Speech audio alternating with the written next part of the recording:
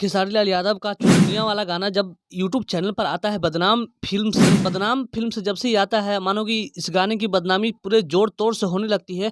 और बदनामी होने का कारण ये है कि ये गाना चोरी का बताया जा रहा है और खेसारी लाल यादव के ऊपर बेहद ही गंभीर आरोप लगाए जा रहे हैं। उनके राइटर पवन सिंह के जो हैं आशुतोष तिवारी, आप शर्ट देख रहे हैं खेसारी लाल यादव को, गौर से देखिएगा अपनी निगाहों को जमा करके। उसके बाद आप पवन सिंह का शर्ट देखिए, दोनों का शर्ट मैच कर रहा है और इसी बात से आप अंदाज़ा लगा सकते हैं। और पवन सिंह का लुक भी आप देख रहे हैं, इसी लुक में पवन सिंह ने पियर की फ्राक वाली जो गाना लॉन्च इवेंट्स में लखनऊ में अपने साथियों के साथ वहाँ पे लॉन्च किया था गाने को, और सेम टू सेम लुक में थे। तो मैं इसलिए पवन सिंह के सपोर्ट में थोड़ा-सा ज़्यादा बात कर रहा हूँ। मैं किसी का सपोर्टर नहीं हूँ, लेकिन पवन सिंह के फैक्ट के बारे में बात कर रहा हूँ, इस गाने के फैक्ट के बारे में कि असली इस गाने पर किसका अधिकार है मेरे मेरे मद्देनज़र। तो मैं पवन सिंह को कहूँगा, क्योंकि पवन सिंह जिस प्रकार से जो लॉन्चिंग पियर फ्राक वाले एमएमवी रिकॉर्ड्स से जो गाना आया था, काफ़ी धूम धड़ाका मचा रहा है और लगन में हर जगह डीजे पे वो गाना छाया हुआ है। वो गाना अभी 20 मिलियन से ऊपर मात्र 10 दिनों में क्रॉस कर गया था। इसी बात से आप अंदाज़ा लगा सकते हैं कि पवन सिंह उसमें कहीं भी अश्लील आपको नहीं देखने को मिलेगा।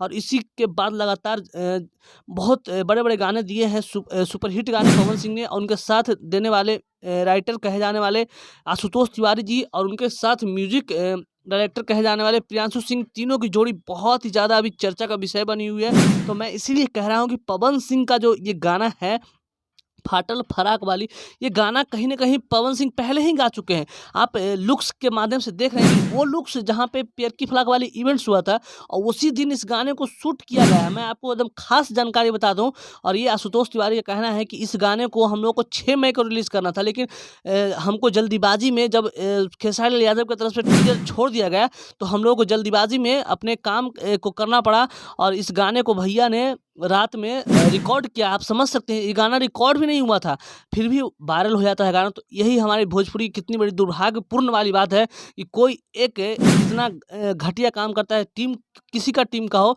लेकिन कहीं न कहीं इसे टीम के लोग ही इस गाने को मैटर को आउट किए हैं। उसके बाद जो भी, हालाँकि बात कर रहे हैं पवन सिंह के वीडियो क्वालिटी के बारे में, बहुत बेजोड़ है, लेकिन खेसारी लाल यादव की वीडियो क्वालिटी भी उससे कम नहीं है। खेसारी लाल यादव और पवन सिंह दोनों का मतलब गाना है जो ताबड़तोड़ दर्शकों के द्वारा प्यार मिल रहा है।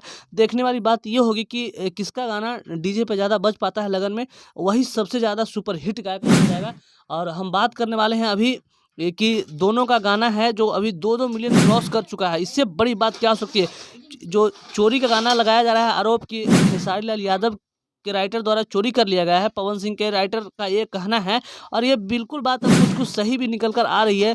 हालाँकि ये सब भोजपुरी में नहीं होना चाहिए। जिस प्रकार से भोजपुरी हमारे दिन दुगनी रात चौगुनी ऊँची बढ़ती जा रही है, ये कतई सही नहीं दिखाई देता है। जिस प्रकार से 2 सुपरस्टार आपस में इस प्रकार से चोरी का एक दूसरे पर आरोप प्रत्यारोप लगाते हैं, ये कहीं तक सही नहीं है। झगड़ा तो बहुत तगड़ा वाला हो गया। अब देखने वाली बात है कि पवन और खेसारी की इस गाने में सबसे ज़्यादा किसको प्यार मिलता है? कमेंट्स में ज़रूर बताइएगा।